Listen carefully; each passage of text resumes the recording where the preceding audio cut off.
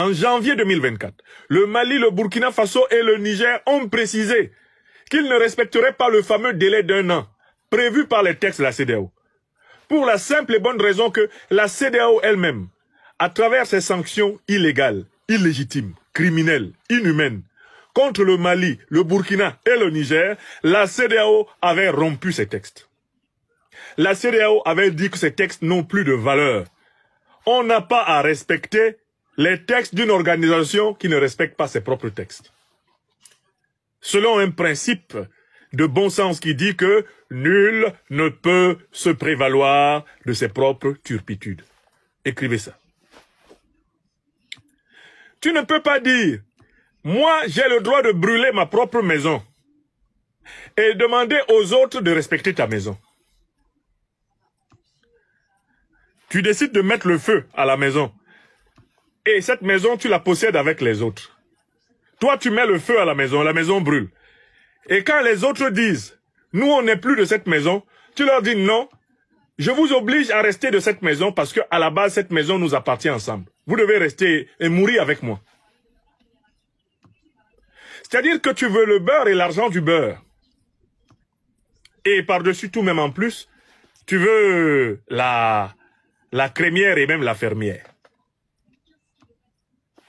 Donc, à partir du moment où l'AES s'est rendu compte que la CEDEAO voulait semer la confusion sur son message originel de janvier 2024, lorsqu'elle quittait la CEDEAO, l'AES a compris qu'il y avait un plan derrière. Et ça n'a pas manqué.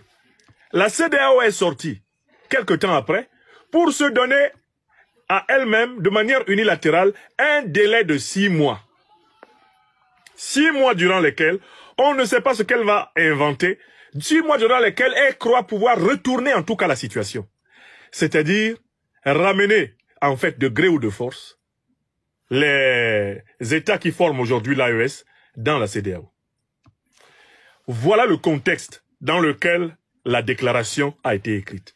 C'est un contexte où, en fait, l'Alliance des États du Sahel s'est sentie attaquée sur le plan médiatique et diplomatique et a senti que la confusion qui était semée avait pour but de préparer autre chose. Et c'est de cette autre chose qu'il est question, justement, dans la déclaration du 22 décembre. Dans la déclaration que nous allons analyser, ligne par ligne, l'AES nous détaille tout le plan de déstabilisation de son espace par la CEDEAO. Le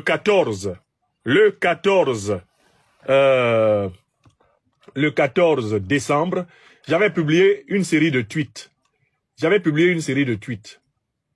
Et je voudrais ici vous en lire un extrait. J'ai publié ceci exactement le 15 décembre à 20h44. J'ai dit, urgent.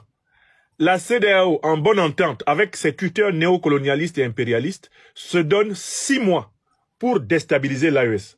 Ça, je l'ai publié le 15 décembre 2024. N'est-ce pas? Et j'ai donné des conférences où j'ai détaillé les preuves que c'est ce que la CEDEAO va faire. D'accord? Donc vous voyez que la science politique africaine est en convergence avec la direction révolutionnaire panafricaniste. Quand la science émancipatrice est en convergence avec la vision des dirigeants révolutionnaires panafricanistes, le continent avance. Le continent a de la chance. Quand on a des dirigeants qui mènent une politique de vérité, une politique basée sur la connaissance, une politique basée sur des faits avérés, une politique qui fait appel à l'intelligence du peuple, non pas une politique qui mépriserait l'intelligence politique que nous voulons. Celle qui renforce davantage chaque jour, eh bien, l'alliance entre les chefs, l'armée, le peuple.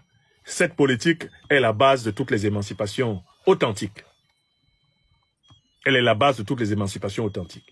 Alors, venons-en maintenant au texte. Soucieux de défendre la dignité de leur peuple, de préserver l'intégrité de leur territoire face aux velléités impérialistes et néocolonialistes.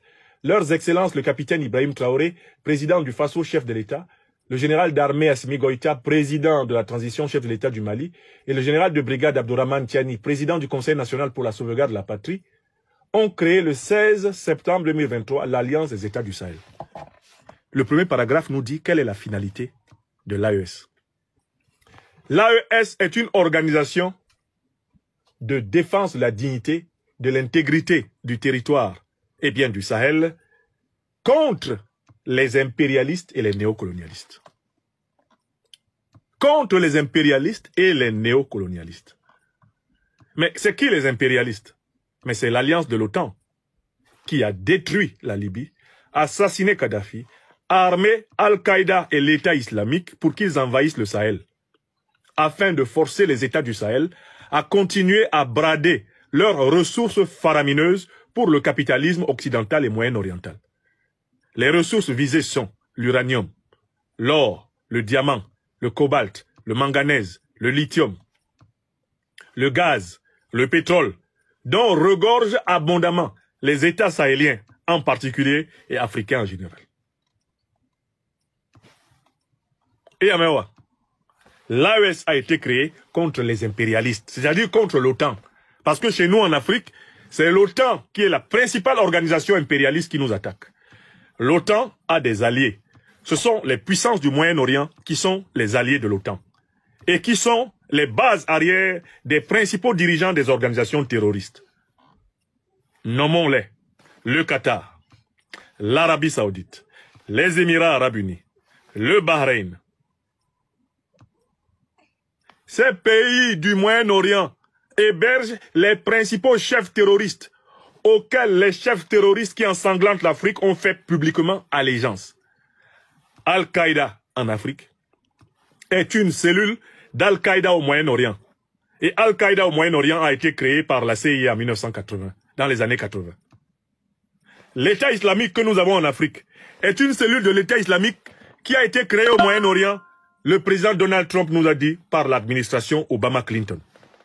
Et qui a des liens étroits avec tous les grands renseignements généraux occidentaux, tels le Mossad. Ça, c'est vrai. C'est vrai d'une vérité scientifique. Je possède 30 ouvrages hyper documentés, comme celui que je vous ai cité en dernière date, le livre noir de la CIA, dans lesquels les sources abondent. Voilà pourquoi personne n'ose, dans tout l'Occident, me faire le procès d'une diffamation contre l'OTAN. Car ce sont les archives déclassifiées des États-Unis d'Amérique. Ce sont les instituts de recherche d'Europe qui eux-mêmes ont rassemblé toutes les preuves des liens intimes entre les deux principales organisations terroristes et les officines des renseignements généraux otaniens. Et j'ai toujours dit aux Africains de regarder ces dernières semaines la Syrie qui est un tableau d'école pour les Africains. Vous avez bien vu en Syrie un chef d'Al-Qaïda qui se taille la barbe, qui s'habille en costard et qui est présenté par les Américains et les Européens comme un libérateur, comme un démocrate, comme quelqu'un qui a mis fin à la barbarie et qui vient instaurer un règne de lumière.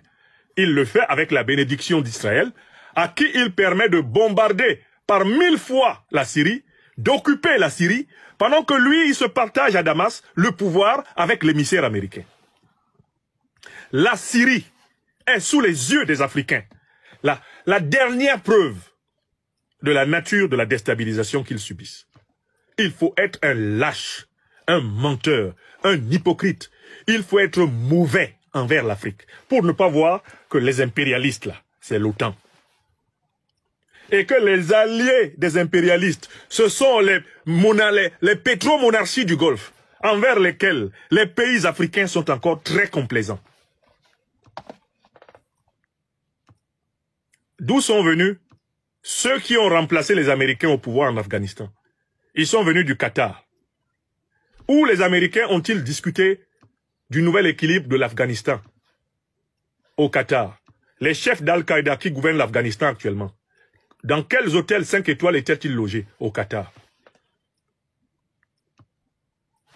De nombreuses preuves de financement de l'État islamique par, eh bien, les puissances occidentales existent. Le principal groupe de cimentiers du monde, qui est le groupe français Lafarge, a été condamné à Paris pour avoir financé l'État islamique en Irak et en Syrie. Et je rappelle que dans le conseil d'administration du principal groupe cimentier du monde, on trouvait pendant plusieurs années une certaine madame Hillary Clinton.